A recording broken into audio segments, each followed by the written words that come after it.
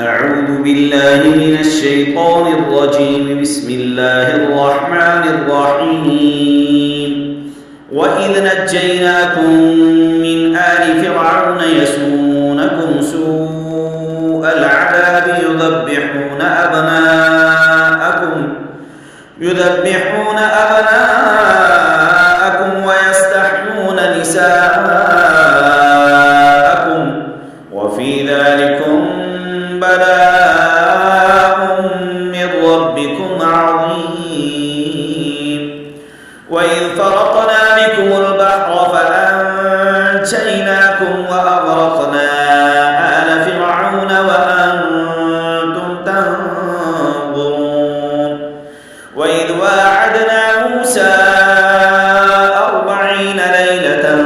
ثم اتخذتم العجل من بعده وأنتم ظالمون ثم عفونا عنكم من بعد ذلك لعلكم تشكرون وإذ آتينا موسى الكتاب والفرقان لعلكم تهتدون وإذ قال موسى لقومه يا قوم إنكم ظلمتم أنفسكم باتخاذكم العجل فتوبوا إلى بارئكم فاقتلوا أنفسكم ذلكم خير لكم عند بارئكم فتاب عليكم إنه هو التواب الرحيم وإذ قلتم يا موسى لن